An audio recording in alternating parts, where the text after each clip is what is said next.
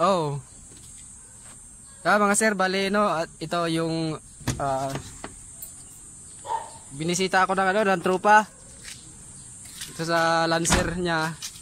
Ano kasi, yan. Anong model to, pre? 1994 sir. 1994 na Lancer, no? Bali ano, yung issue kasi niya, pinapaano niya sa akin, yung sa aircon. Yung idle niya pag nagbukas ng aircon, halos mamamatay yung makina. Ito, titesting natin mga sir. Yan. Pandarin ko pre ha. Yan. Maayos naman yung idle niya pagka hindi nagbukas ng aircon. Yan. Naka ano siya, 900 RPM. Yan. Ito mga sir, buksan ko yung aircon.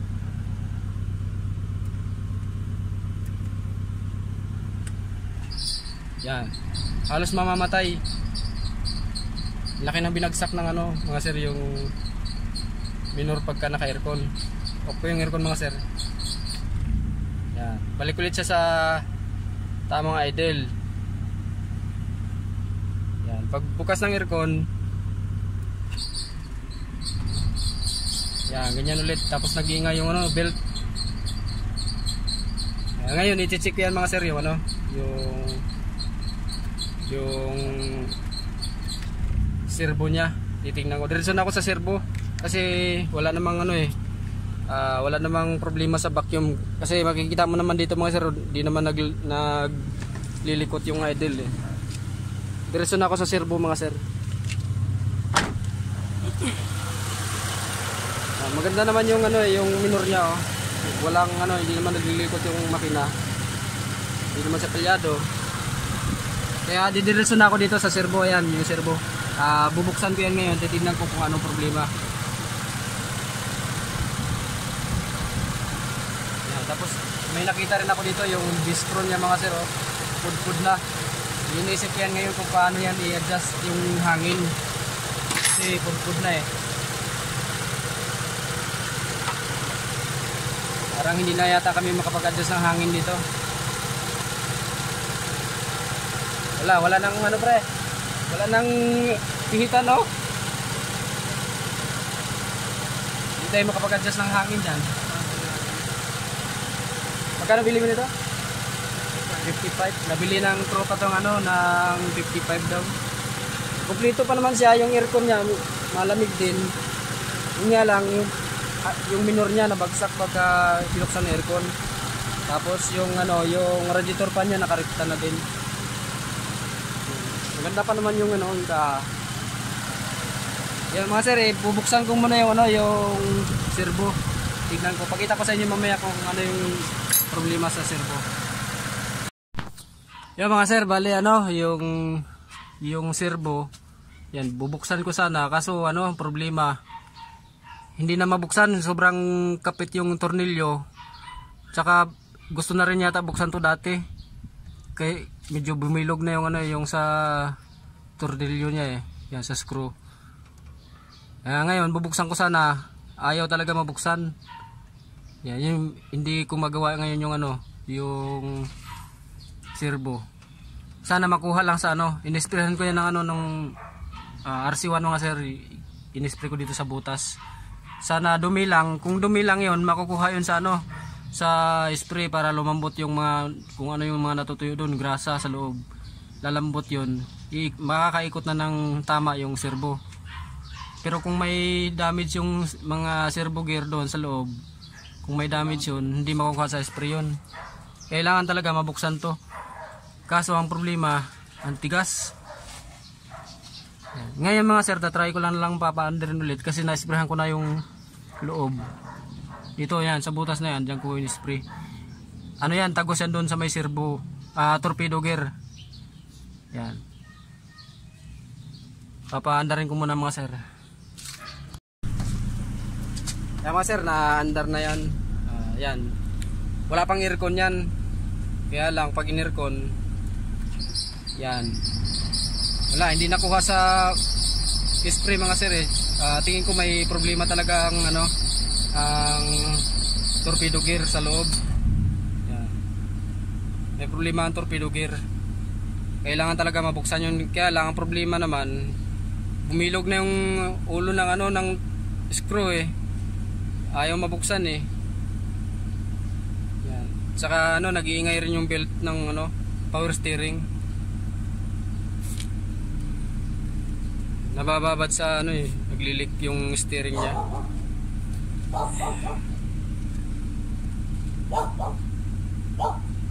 Hindi ko magawa tong ano mga sir, yung idle niya pag naka-aircon.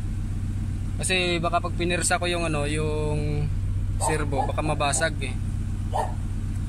Baka mas malaki pang gastusin ng may-ari pag nabasag yun. Uwi ngayon yung may-ari mga sir na hindi gawa yung ano, yung issue sa idle niya pag naka-aircon.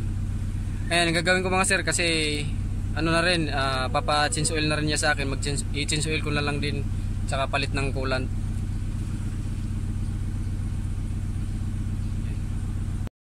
Ayan mga sir, change oil ko yung ano, Lancer. Ano ba to? Pizza pie ba to? Itlog sir. Itlog, Lancer itlog. Yan, dito lang mga sir yung ano, yung drain plug yan. Yan yung drain plug. Bali 17 yung ano, backrest. Yan. 17. Yan.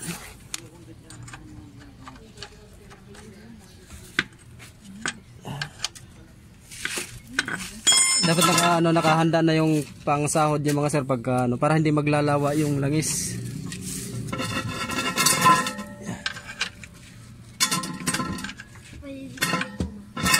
Teka.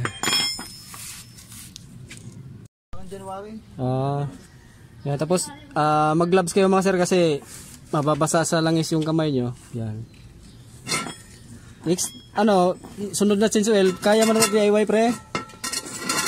Gamit mo lang ito, DC City, yan o, box ring. So, dito lang yung drain plug.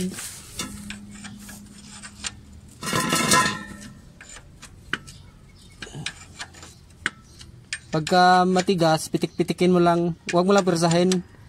Kasi baka masira yung ano eh. Baka ma-lost rig. Oo. Pitik-pitik lang, luluwag din yan eh. Katulad yung ginawa ko kanina. Babad naman sa langis yan eh. Kaya Oo. Hindi na rin yan masyadong matigas.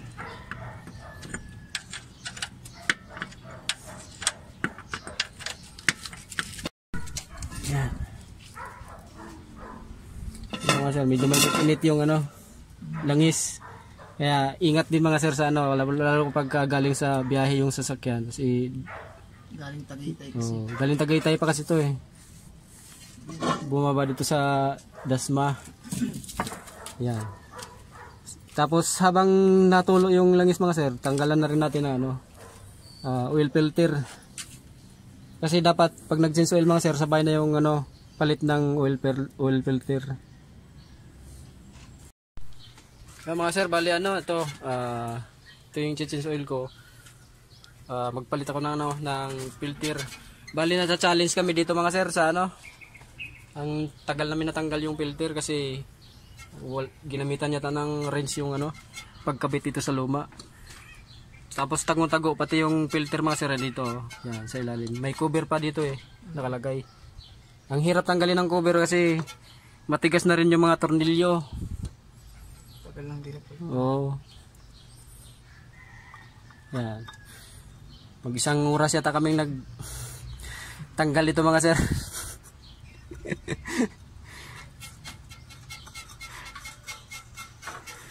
Nainip na yung anak ng tropa.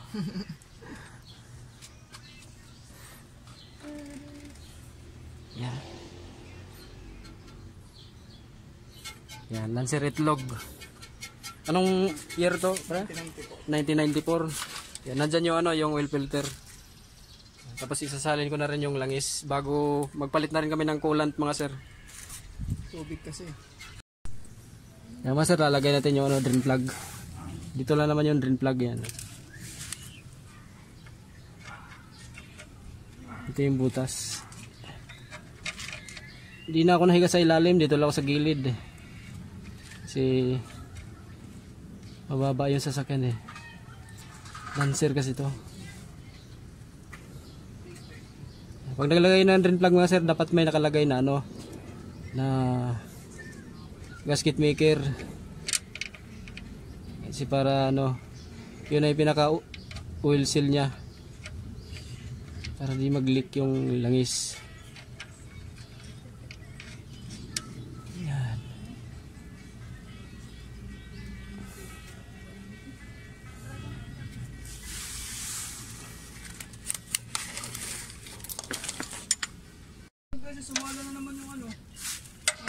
Baka yung daanan ng cable may problema na. Baka may basag na. Napupudpud kasi yun eh. I-plastic lang yun. Yung daanan ng kable kaya lumilihis. May ginawa rin ako dati dyan eh. Mahirap maghanap ng ano niyan. Oo. Maka ano ka tsambahan dyan sa mga katayan. Oo.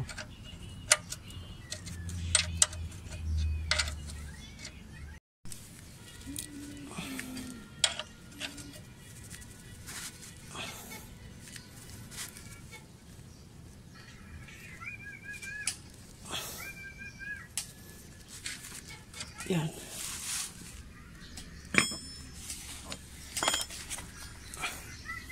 Ito yung langis mga sir. Oh. Yan. Dilo gold. Yan mga sir, nasalin ko na yung ano. Hindi ko na na-video yung ano, pagsalin ng langis. Yan. Nasa tamang level naman niya. Yan.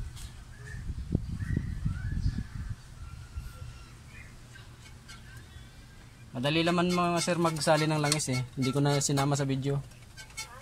Kaya nyo naman DIY. Yan, ito pero yung yung drain plug.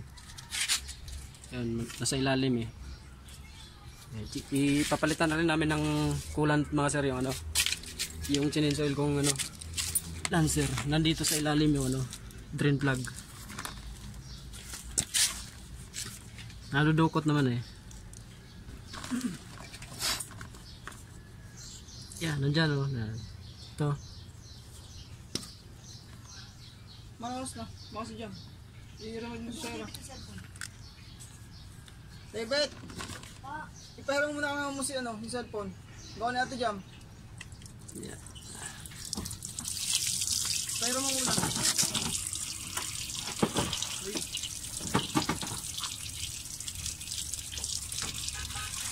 Kalawang pre oh. Ayun na. Tubig na kasi. Dami na. Yan, tapos nakabukas dapat yung yung radiator para hindi mapigilan yung tubig pagbaba.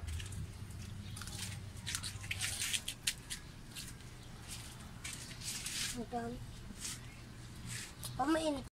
Yan, tapos yung reservoir mga sir dapat malinisan din. Tapos papalitan ng coolant kasi nakalagay kasi dito tubig lang. Nung pagkabili daw ni tropa dito. Yan. Yung pogi niya. Si pogi. Yan. Yan oh, kalawang bro. Kita mo oh.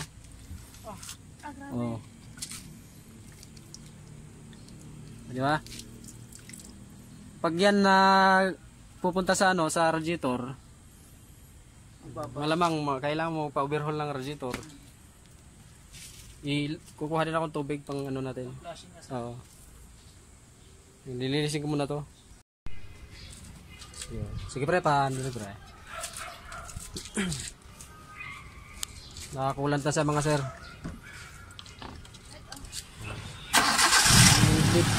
Binibilid na lang namin. Saglit na naman to i-bleed mga sir kasi kunti lang naman yung mga air packets dito eh. Cancer lang naman to. Tapos yung reservoir dapat coolant din na nakalagay. Yung nakalagay kasi nito tubig eh. Kaya daming kalawang. Sabi ng tropa ko, yan. Tubig na daw talaga nilagay nung dating mayari nito, nung pinagbilhan niya. Kaya ngayon naisipan niya ipakulat.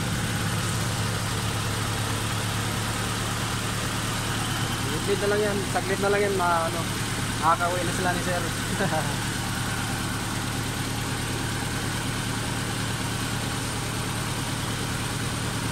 Wala na, ayos na. Pag nag-bleed pa nga sir, i-rip din para makapasok lahat ng ano, tubig din sa may mga air pocket sa makina. Para mawala lahat ng hangin yan. May kunting hangin pa, mamaya wala na yan.